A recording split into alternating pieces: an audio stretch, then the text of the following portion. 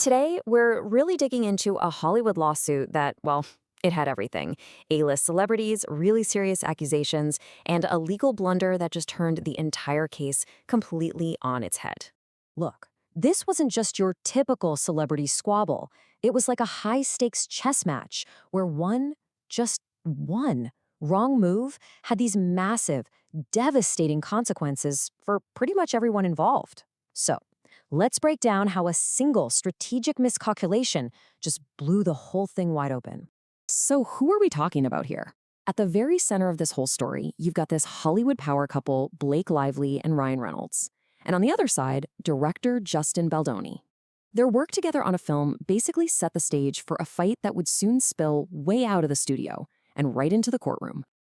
So, Blake Lively files this lawsuit against Justin Baldoni, and we're talking about some really serious claims here, including harassment. The whole thing apparently exploded during the making of their film, It Ends With Us. And right away, you know this is a huge deal. Careers, reputations, everything was on the line. Okay, but here's where the whole thing just takes this wild, disastrous turn. And it was all because of one single crucial detail. A legal technicality that, honestly, changed everything. So that big technicality, it all comes down to this one concept, jurisdiction. Now, what is that? In the simplest terms, jurisdiction is just about who has the right to hear a case in a specific place, under that place's specific laws. Think of it like this. It determines which rule book you're playing by. And as it turns out, choosing the right rule book, yeah, that's kind of everything. And this is exactly where things went so wrong for them.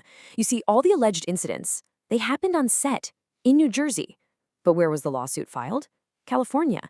And, this wasn't just some accident. Oh no, this was a strategy. So let's get into the nitty-gritty here. Why California? Well, Lively's legal team almost certainly chose to file there because they believed California's laws, which had been changed recently, would give them a major advantage. These laws were seen as favoring accusers. The huge problem, though, was that the case was really from New Jersey, a state with much more traditional, balanced laws. So what they were doing was trying to force California's rules onto a New Jersey situation. And, well, the judge was definitely paying attention.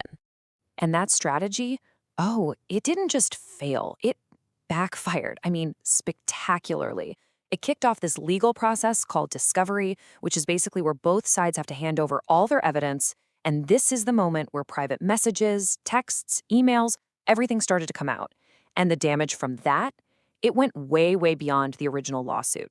So as this whole thing moved forward, that discovery process forced all these private communications, we're talking texts, emails, into the public record. And what came out, for a lot of people, it ended up being way more damaging than the initial allegations themselves.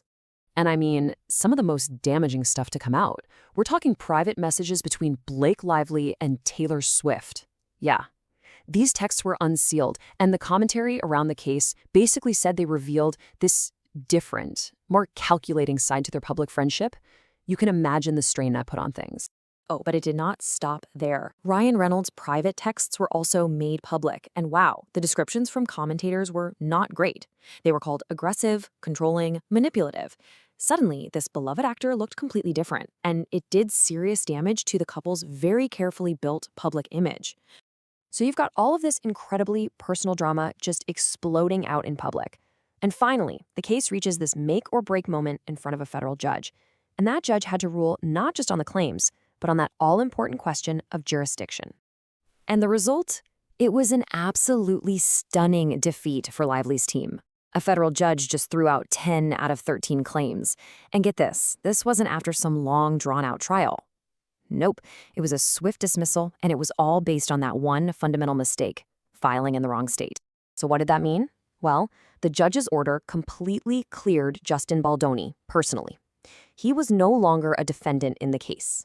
Now, a much smaller case for things like retaliation and breach of contract was left, but that was against his company and some others. The most serious personal allegations against him? Gone. The entire heart of the lawsuit had been ripped out. But, even when you win in court, it can come at a massive cost.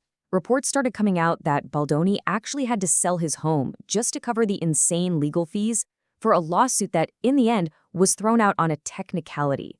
It's just wild.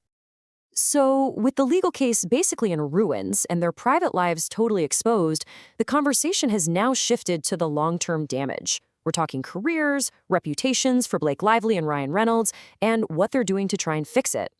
And according to a lot of the analysis around this case, Blake Lively's career is now in a really, really tough spot. And here's why. The thinking in Hollywood is that there's one thing you just don't do. You don't embarrass other major stars.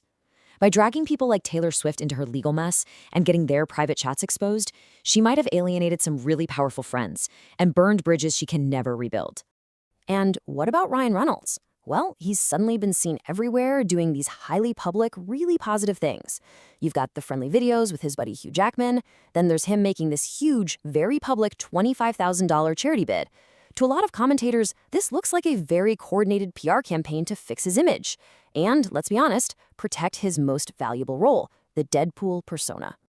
You know, this whole case is just such a stark reminder of the massive risks involved when legal battles spill out into the public.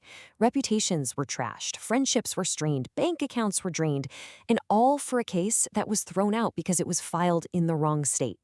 It just leaves you with this one big question, right? In the end, did anyone really win here?